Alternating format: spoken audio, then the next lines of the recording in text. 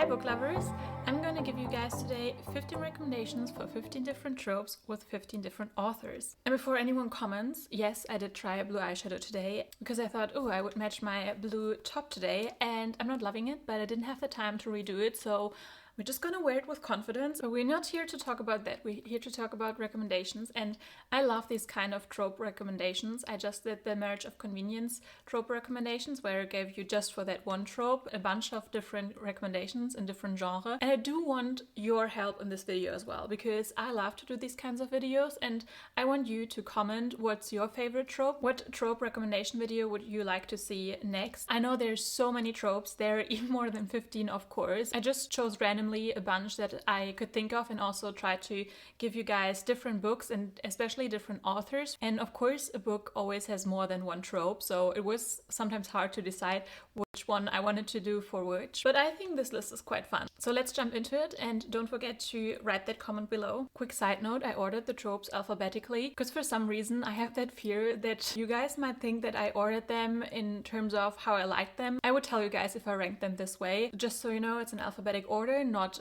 in terms of what's my favorite trope or least favorite trope or book. Yeah, I think you get it. So we can start with the first one, which is billionaire. And I love this trope. I don't know, it just always gets me, and I feel like if you do it in a really good way and not just an asshole who has like no other character traits besides being a billionaire or a CEO, then I truly almost always love it.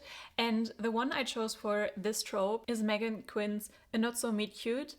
I freaking love this book.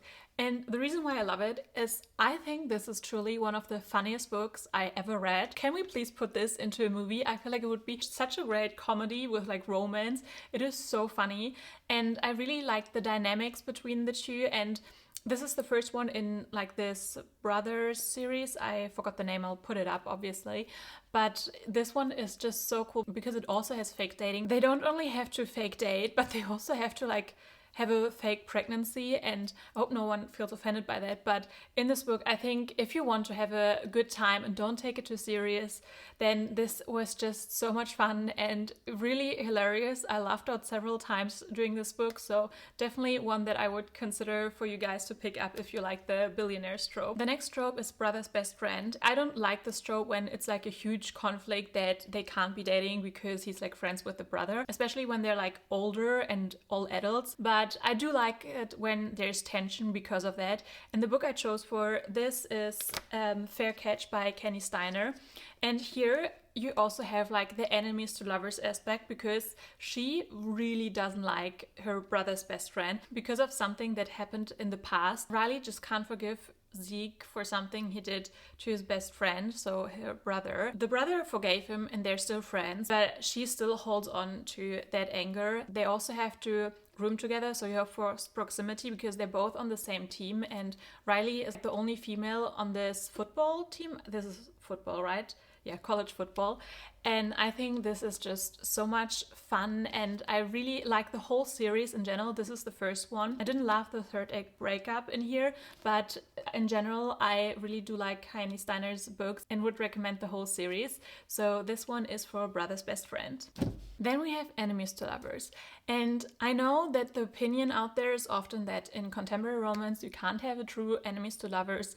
It's only in fantasy. And I get it, but also this annoys me when people say it because, you know, not everyone loves fantasy or would want to read fantasy to have this enemies to lovers. And yes, in contemporary romance, you usually don't have the whole thing where you want to kill each other or you like truly enemies, but there's still that trope, and I'm someone who will defend the enemies to lovers trope also for contemporary romance because I just think it's a bit unfair, and I do love fantasy. It is often better in there, but I'm an enemies to lovers fan in like basically anything, and I know this is an unpopular opinion, but I just don't like it when you say enemies to lovers can't be done in a contemporary romance. And all my recommendations for today are like contemporary romances because I didn't want to mix that, so you have all like the recommendations in one genre, but I chose a contemporary romance that did the enemies to lovers so well, and that is From Lukov with Love by Mariana Zapata. This is the only book I read by her, and she is known for a slow burn, so yes, this is a slow burn, but it's such a good slow burn, and it's also one of her shorter books, so I feel like it's less intimidating to go into this one. And one of the best things is when you pair enemies to lovers with forced proximity, and this was done in this one because they have to pair up. They're both figure skaters, and they are one of the best, and they have to become a team. And if you're scared to go into a Mariana Zapata book, I feel like this is a really good one to start. The next trope is also one of my absolute favorites, and that is fake dating. The one I chose for this one is The Kiss Quotient by Helen Huang, because this one had its moment, but truly it deserves all the hype. This was so good, also so spicy in the best way. You kind of have the whole pretty woman aspect in here, but reversed, because she hires an escort to help her how to figure out dating. Because for Stellar, dating and like physical touch doesn't come easy for her. She has Asperger's, so she's super smart and she's very successful, but especially her parents and her mother nag her about like finding a husband and, you know, settling down. So to learn how to be a good girlfriend in order to like find a husband later on, she hires a male escort, and later on also wants to have like more of a physical relationship with him in order to like learn. So they fake date for that, and oh, this was so delicious. I really loved the writing, and I also think that the characters in here felt a lot more unique than in other books. So yeah, I really recommend this one.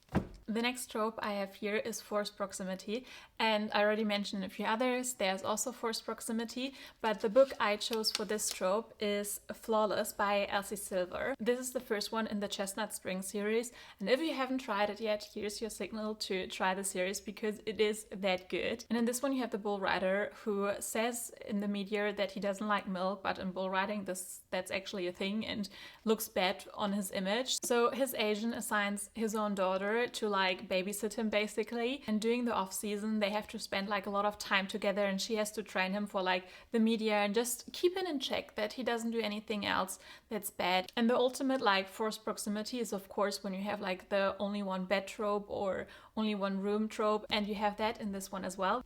Next up is Friends to Lovers, and I'll be honest with you, it's not my absolute favorite trope, but I think if it's done well, then it's really good. It's just nothing that I seek out all the time. And also there's a difference between like childhood friends to lovers or like childhood to enemies to lovers.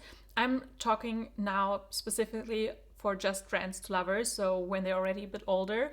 And my recommendation for that trope is Lovelight Farms. I think this book did it so well. This is also kind of a Christmas romance. You don't have to read it on Christmas, but if you would want to, it's definitely a really good one. And you also have fake dating in this one because Stella wants to enter this social media competition, and she told the team that she has a boyfriend to have like a wholesome image. So when they come and like film on the farm for a few days, she needs to find a boyfriend because she actually doesn't have one. And she asks her best friend whether he could be her fake boyfriend, and oh, this was so delicious.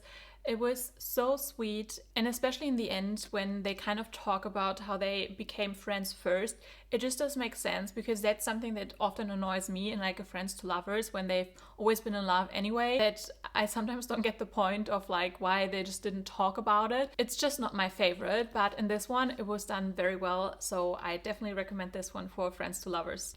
Another one of my favorites is Grumpy Sunshine, and I had so many options for this one, but I chose Behind the Net by Stephanie Archer. I think this was so great because he was grumpy for, I don't want to say good reasons, but it was also just more of his personality, and not just everyone was bad to him so he became grumpy. I mean, that is part of it, but I also like when they are grumpy because, you know, some people just are not like the sunshiniest person, and that is okay. But I also loved how she forced him out of his shell, but still being this grumpy guy, like that didn't change because there was a character trait of him. But he wasn't rude or an asshole to everyone. That's not really what I mean. He was really just grumpy. So that's why I chose this book for this trope, because I think this was done very well. And I really enjoy Stephanie Archer's writing, and it's also dual POV. You have lots of spice, and it's just a fun time. I usually really like the side characters as well, so definitely pick this one up if you want Grumpy Sunshine and also hockey romance. The next trope I chose is one of us is famous. And that can be a tricky one, I'm not gonna lie, but I've read some really, really good ones. And it's not even a trope I seek out or I have like a specific attachment to, but it just happened that I read really, really good ones for this trope. And the one I chose for this video is The Devil and the Blue Sea by Elizabeth Orrock. And let me just tell you guys that she is one of my favorite authors. I feel like she's way too underrated. The whole series is so good. They're all interconnected standalones and I just freaking love her writing. I think she is brilliant when it comes to having a shorter story but still giving us tension, giving us spice, giving us a great plot, giving us great emotional relationship. Like, she has it all and it's still not like 500 pages long. It's incredible. I don't know how she does it. And what is hard about this trope sometimes is that you can have like quite a big power imbalance, or when the famous person is like very worshipped. But in this one you have Drew, who is a very popular singer, but she kind of feels burned out, and she's supposed to go on vacation with her boyfriend or ex-boyfriend because they're not actually really together anymore, but they still kind of go on this trip together because her boyfriend is kind of not forcing her but guilt-tripping her. And her boyfriend is also a singer, so you have like two famous people. But when she goes on vacation with his family, he blows her off and says he can't come, so she's stuck there with his family. And she loves the family, but who she doesn't love is the brother of Six, the singer. So she's stuck with the family and they do like all this stuff together. And while they're together, she grows closer to Joshua. But of course, there's this whole thing that she was in a relationship with his brother. And I love that kind of tension. Just thinking about this book makes me so excited. Honestly, whether you like the trope or not, like, try this book out. The next trope I chose is Opposites Attract. And for that trope, I have Astrid Parker Doesn't Fail by Ashley Herring Blake. And this is a great sapphic romance. In this one, you have Astrid, who was raised by a mother who doesn't really allow failure in any way. So Astrid kind of feels like she always needs to be perfect, she always needs to be put together, and she feels a lot of pressure to be like the perfect daughter. And then you have Jordan, who's the lead carpenter of this project. They both two together, and she's like the total opposite. When they first meet, they have like the opposite of a meet cute, and they feel a lot of prejudice towards the other person because of what they presume they are like, because they are so different. And I love especially the dedication, which says, for everyone who figured it out a little later in life. And I think this is really true for this book. So yeah, this was just really good, and pick it up if you like Opposites Attract.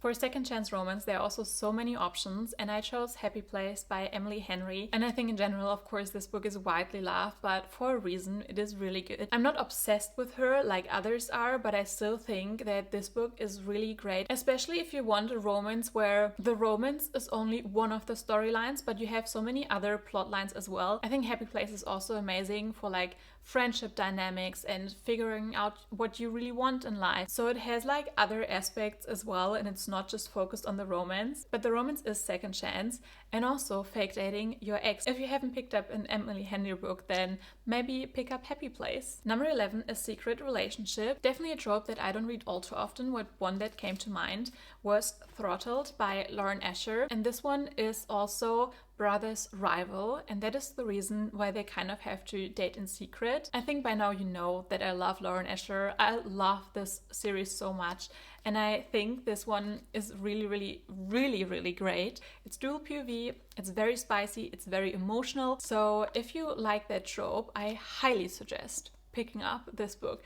If you like the single parent trope, I have for you guys The Soulmate Equation by Christina Lauren. This one was such a fun, great book, and I'm not the biggest fan of like single mom or single dad trope, but if it's done right and the kids also produce something valuable to the story, then I do love it. And I think it was really the case in this one, because what I loved about this book is not only seeing River fall in love with Jess, but also with the daughter. And just in general, I thought the plot was also quite unique, because you have this dating app that River founded that is based on your DNA to find your soulmate or like your great partner in life. And you also have fake dating in here, because they test Jess' DNA, and Jess and River have like the highest score that they ever found, so they're like the perfect match. And because the app is about to launch, the marketing team tells them to fake date, so it would help the launch, and she would of course get money for it and he would get press for it. And so they fake date because they don't really like each other, but also they kind of want to try it out for experimental reasons, because you know the app says they should be perfect together, and who knows, they might be. If you like slow burns, then you probably read Mariana Zapata, but I wanted, of course, a different author for this one, so I chose The Simple White by K.A. Tucker for a slow burn, because this was so good, and you can have a slow burn with less than 500 pages as well. And really, the payoff is just amazing. Like the little sparks you get throughout the book, because it's not just the relationship. So you have other plots as well that keep you interested, and you still get enough of their relationship that you want to know how it ends, and you have the tension like the whole time. Like something could happen every single page. And once they get there, it is so good. And in general, this is just one of my favorite series. I love this so much. It's so much more than just a romance, but definitely pick it up if you like slow burns, but you also don't want like 500 pages. My second to last trope is small town, which I love as well. And I chose for this one When in Rome by Sarah Adams. And if anyone screams that Rome is not a small town, I don't mean Rome in Italy. This place in Rome, Kentucky, which is in America. And this one is such a cute, wholesome, very quick read, and it also has the One of Us is Famous trope, also grumpy sunshine kind of. And if you like a very light and quick read, I definitely recommend this. It has like all the aspects you like in a small town. I loved the whole side characters. It was so adorable and cute, so I definitely recommend this, and also the companion novel to this one for a small town read. My last trope for today is Reverse Grumpy Sunshine, and I love this one just as much as I love Grumpy Sunshine. And I chose Collide by Bal Cabra for this one because, first of all, look at this cover. This is so cute, and I know covers are not everything, but I really want the physical book to have that cover in my hands. And this is also a hockey college romance. This was nothing like completely new. There are other hockey college romances as well, but if you're a fan of like The Deal or Blindside, then I think you will enjoy this one as well. This one was also dual POV. It was also very spicy. You had a little bit of enemies to lovers aspect in there, forced proximity, like they're forced to work together but they don't want to. And this was just so great because also communication was a big thing in here, and I think they communicated quite well, and that's really a win in romances today. So definitely pick that one up if you like Reverse Grumpy Sunshine. So yes, these were my 15 recommendations for you for 15 different tropes with 15 different authors. And as I said in the beginning, please let me know in the comments what's your favorite trope, where do you want more recommendations, so I can do like dedicated recommendations video. And thank you so much for hanging out with me today. Definitely leave a like if you enjoyed this video and subscribe for more bookish content, and I'll see you guys in my next video. Bye!